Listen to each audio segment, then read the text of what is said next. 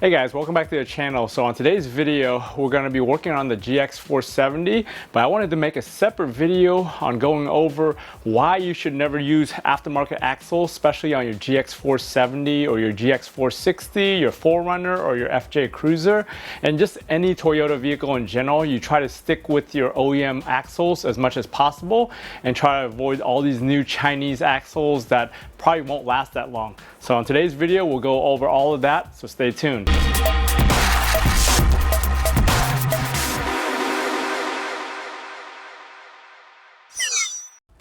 So I've been working on this GX470. This is a 2008 and it's my father-in-law's. I saw there was a leaking axle on here, and so I looked a little bit further and I started inspecting the axles that are on this actual vehicle. And I found out these things are aftermarket. They have the cheaper boots on them that are like a soft neoprene, and they're all ripping. This side over here is already ripped a hole and it's leaking grease. The other three boots on here are showing signs of cracking, even though the axles themselves don't look that old. In addition, one side, the inner boot of the axle or the inner shaft that goes in is totally different than the other side, so that's a telltale sign that these are aftermarket. In addition, when I took the wheels off, I noticed the last person working on this didn't put the dust caps and all the stuff back on. So I knew everything on there was aftermarket just looking at all that on that car. So I started doing a bunch of research on the GX470 and I found out the GX460, a lot of the newer Toyota 4Runners and the FJ Cruisers all use the exact same axle on both sides. The left side and the right side axle are the exact same axle. The only difference on a lot of them is the boot, the number of these rings, and then the type of boot, as well as the diameter of it. Overall, the length and everything, the spines and all that stuff on either side fit all those vehicles across the board, starting in 2003 all the way up to the current GX470 and 460. So I was just looking all over eBay because everybody on all the different forums and everything recommended getting a set of OEM axles and just rebuilding the boots or replacing the boots and everything instead of buying aftermarket. I did try to buy one aftermarket axle, and after it arrived, it had a damaged collar just from shipping on both ends. So I ended up returning that one. That was one of the car done ones. After I bought it, I started reading some more into it, and those things are actually not even solid. There's a weld in the middle right here on that axle, and it's prone to snapping and breaking, with a lot of the reviews showing that thing snapped. So I ended up returning that promptly, and I ended up just getting these used ones off of eBay. So you can tell the set I got here is like basically brand spanking new. These things are actually 12 years old. They're off a 2012 GX460. When I saw these on eBay, I hopped on them real quick, made an offer to the seller. It was a junkyard in Mississippi, and they shipped them to me promptly within 3 days. And I was very happy with the condition just looking at the photo of them. And then even getting them here in my own possession, I started studying them and inspecting them, and these things are practically brand new. Supposedly they came off a vehicle with 60,000 miles. It was a Southern car, so there was no corrosion, no rust or anything, as you can tell from just the condition of it. So the first main thing I noticed was the boots on the GX460, and I'm assuming on the 470 also, they're an actual high strength hard rubber. They're not that soft neoprene. So you can see they're very hard and they're not rubbery. They're actually like a hard plastic. So that's why they last longer and they're more durable, especially on this vehicle where it's really a truck and it goes through a lot of abuse when you're turning and just driving and going over stuff. So I was very happy with that. As I was inspecting it, I was wondering if these have been rebooted before. That's why they look brand new, but I looked at the date codes along here that's imprinted in the boot, and these are all from 2012, which is the same model year it came off of. If you ever buy used ones, you want to inspect all that just to make sure. They usually have stampings of part numbers or different numbers identifying on here. Actual boot itself will be either made by Koyo or their new company J-Tech. That's what's going to be printed on the boot itself, and it'll have part numbers on it that will identify it as being OEM, or at least having the original manufacturer's One other sign is to also look at these clamps. These clamps are all the OEM type that have the crimp like this. So on here, they actually have that plus a name brand on them. The name brand doesn't really tell you much though, because even the aftermarket guys use the same name brand clamps. I noticed it on the other one that they had similar name brands on them. So that's not really an indication of being OEM or not, because anybody can get those. But as far as these go, they actually have the exact same ones on both sides. This one right here is a 99mm and it's made by Detker. This one right here is a 37mm, and both inner ones look like they're both 37mm right here. The weird thing I noticed is on the outside of them, they use a different clamp that's unlike this one. I'm assuming because of the clearance right here on the back side. With everything else, they wanted to use something that didn't have that protrusion. So this is actually a rollover correct size clamp, and it has a fold over right here that holds it back. But this is an OEM clamp right here, if you ever see that. It does look aftermarket, but it's definitely an OEM clamp. So when these things arrived, I told them to package it real well, but they still didn't package it well. So there was a little bit of damage on this lip right here, similar to when I bought the aftermarket one, but it's hardly noticeable. I ended up actually bending it all back with a pair of pliers. And you can't even tell right now. It's actually a dust boot, because the real boot is on the inside here that seals the oil and the dust and everything off the CV. Yeah, both sides suffered a little bit of damage during shipping right there. So you can see I bent it back, hardly noticeable from either end. You could barely see it unless you're looking for it. On the inside, I noticed a lip right here is missing. This one on this side has that ring. This one looks like they probably damaged it during the removal and they just ended up just popping it off. I ended up actually getting a new replacement OEM one. These things were $5 at the Toyota dealer. That's the part number. So I'm just going ahead and slip that in. I got 2 of them just in case, but that one is still good. The one on this side is actually not even replaceable or serviceable. They don't even offer this part. I saw a few guys selling aftermarket ones, but even the aftermarket ones are like 40 bucks each, and it's not even worth it to buy that. So as I mentioned earlier in the video, even if you have used OEM boots that are busted, the CV itself, the bearings and everything inside here is much better than the Chinese OEM replacements. So that's why it's always better just to reboot these. And Car Care Nut on YouTube also has a good tutorial about actually doing the replacement and all that, and kind of explaining everything also. So this is the part number right here for the GX460 rebuild kit. I ordered this for about 33 or 34 bucks during a sale with Toyota.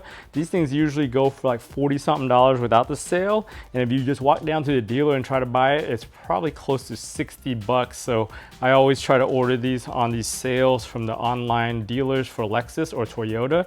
You actually just have to look at that part number and be able to order it. For the GX470 and even the 4Runner or the FJ, it's slightly different as far as the axle goes. So you probably want to look those up if you know which car your axle came from, and you can identify it by those size of those clamps right there. Like I said, this is a 99, a 37 on these two, and then just a flip over on this one. Before I even bought those, I actually bought the reboot kit thinking I was going to reboot those until I found out those were aftermarket, and I actually bought it for the GX460, which I have over here, and I compared the boot that comes with this along with that one over there, and it's the exact same everything. The little part number right here, the JCA2700670, is the exact same that's on there. This one's actually tagged with the new Koyo brand, which is J-Tech. So they actually own Koyo and a lot of the other Japanese manufacturers now. So that's a telltale sign right there. Their stamping right there. But yeah, this thing is that same hard rubber. You can see it's hard when you squeeze it. You can't really do much with it. So that's definitely a good sign of durability there. So on the outer boot, this one, new one, is actually labeled as a Toyo rubber brand. Again, it's got that same JCA27660 part number that's on there. And that other one, actually, this is 670. The ones on this side is actually 150 and then 160. And these are the newer versions at 670 and 660. So that's just different iterations of the same boot, I believe. But the JCA27 seems like the first part number that matches with these guys over here. So the outer boot right here, it also says J-Tech. It has that Toyo rubber and that part number. And the date code on this one is a little bit different here. It's actually made in 2022, and then the months are all these little dots versus the old ones where they actually had the clock with the year and the month numbers on them. This is a very hard boot. It comes with silicone rubber that's already sprayed onto it. It also comes with 3 tubes of grease, which is a lot in my opinion, because most of these kits only come with 2, one for the inside, one for the outside. You can go ahead and read online, but they should explain to you what the inside and the outside mean. They're actually 2 different greases. This is a UBZ and this is an SLF. But definitely one of them is designed for the outside because the outside one does all the movement and the turns and everything. So that one's a different viscosity, a different type of grease, where the inner one doesn't really do much other than just kind of rotate and stay in place and kind of slide in and out. But if I had to guess, I would guess this would be the outside one, just because the volume of it looks like it would fill this one, where on the inside, not only do you have the boot right here to fill up, but this section back here is also a hollow area with the bearings. So in there, you probably have to fill that grease up. That explains why they give you 2 of those for those inside one, but that's just a guess on my part. As far as all the clamps go, this one right here is that 99 clamp on the outside that we showed right here earlier. The 2 inner ones I showed you earlier, these were the 37s. So they have the same markings, the OEM markings on them.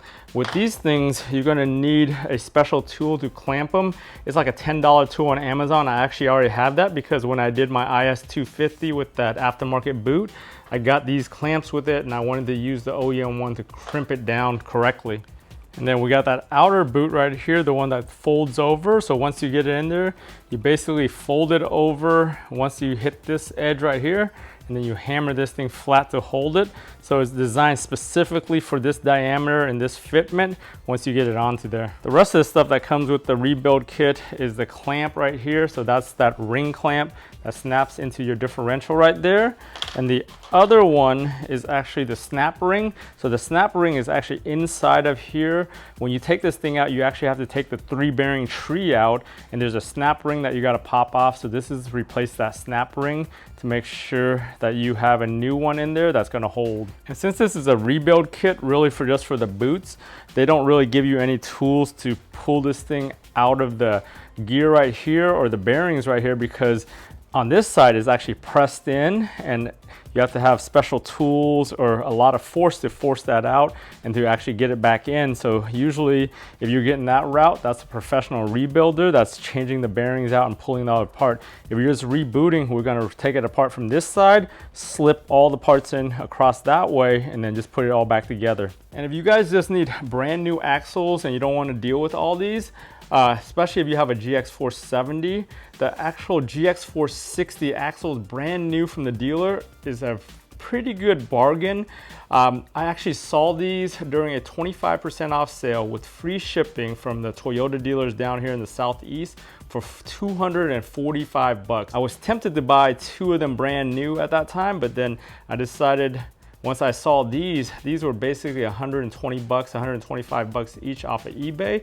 So I was able to get these 2 practically brand new ones for the same price as one brand new one from the dealer. So I just went ahead and got these. The ones for the GX470 are probably closer to $350 on sale. And if they weren't on sale, they're probably over $400, $450. So it's definitely not worth it. I noticed these days they don't even offer the rebuilt OEM ones at the dealer anymore. So you don't even have the option to buy those anymore, which used to be a bargain because I think you could get an OEM rebuilt one for like $150 at the time or $180. So a few other parts that I got for my project, which I'll actually have a separate video to install these on the GX470. I got new caps. I originally just ordered these thinking I was going to mangle the caps that came off of that once I did the work, but I actually looked in those things once I took a wheel off, and the last person that worked on it probably damaged these things and didn't even bother to put them back on. So there's actually no dust caps on them right now. I ended up getting new OEM bolts right here. Even though those ones came with some OEM bolts on this one, I just decided to pick up 2 brand new ones just because they were only like $2 and they're very affordable. Right here, you could compare the OEM one with an aftermarket one. So this is an aftermarket one that I had laying around. This one's actually a zinc coated one, where the OEM one is just a black coated carbon one. Toyota quit using zinc coated products for their OEM stuff starting like in the late to mid 2000s. They quit using this stuff. In addition, this is the aftermarket little crown right there with the cotter pin. The cotter pin, you could probably just use any size cotter pin like this, because I ended up buying some anyways. I ordered all these parts from Japan from Amayama, so that's why I just picked up all this stuff for cheap. This is the part number. So the ones in Japan, even though they're all OEM, they actually source them directly from the manufacturer. That's why they come with these labels right here, but they still have the Toyota part number and the TY. So these right here is that same crown. It's got like an anti-corrosion blue stuff on them on the inside on both of them, so you can see that's coated with that, and you can see that on the actual original ones on the car too. It's got that coating if it hasn't been corroded off already. The cotter pin, like I said, is just a generic cotter pin. But overall, that's really what you need to do a change out. The only other thing that you may want to do if you're in there, depending on how old and how many miles your GX or your 4Runner or your FJ has, is to replace the oil seal that's on the differential side that kind of seals up with this guy. I didn't really bother with it because I figured this thing is a 2008. It's got 120,000 miles. Underneath is brand spanking new. So I decided I'll just forego that seal just because I didn't feel like pulling it out, trying to press it back or hammer back in on the car. I figure if it's not leaking now, I'll just leave it alone. It's an easy to get to part, so if it ever did leak, I can go ahead and just pop it out and do it on the car when it comes time. So I've got the axle with that missing ring clamped right here onto my clamp. It's pretty easy just to get it in here. The hardest thing is trying to find something that fits the diameter and that clears this shaft to kind of tap it into here. So what I did is I got a vacuum thing right here. This side doesn't fit because it doesn't clear the inner lip, but this side goes over the outer lip and just enough so I can actually just center it down and just tap it in. So one of the things is going to be hard because this thing rebounds back too much. So I might have to clamp it down by the actual block right here to hold it better so I could tap it in better. But I couldn't really clamp it down easily, so I'm just have to put it on the ground right here, kind of try to keep it stable, and then just tap it in from the top here.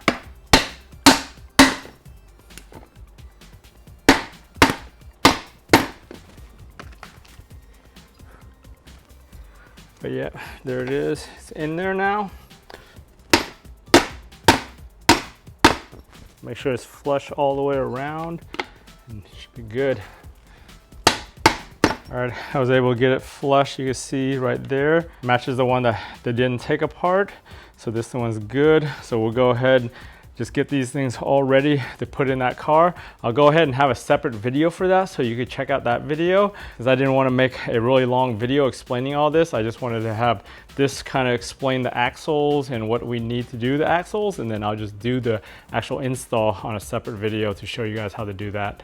Hey guys, thanks for watching all the way to the end of this video and going over those axle parts and the reasons why you want to stick with the OEM axles as well as the boots. And it's much better to rebuild your old ones, reboot them, than it is to actually replace them with aftermarkets, just because of the reliability and quality of the aftermarkets versus the OEM ones or the replacement boots. Don't forget to join me on my next DIY video where I go ahead and put these axles in and show you exactly how to do that. If you guys found this video useful, give it a thumbs up. If you haven't subscribed to your channel, go ahead and subscribe to your channel, turn on bell notifications to get notified every time I upload a video. For all these different projects, if I can do it, you guys can do it. I want to thank you for watching, and I'll talk to you guys next time.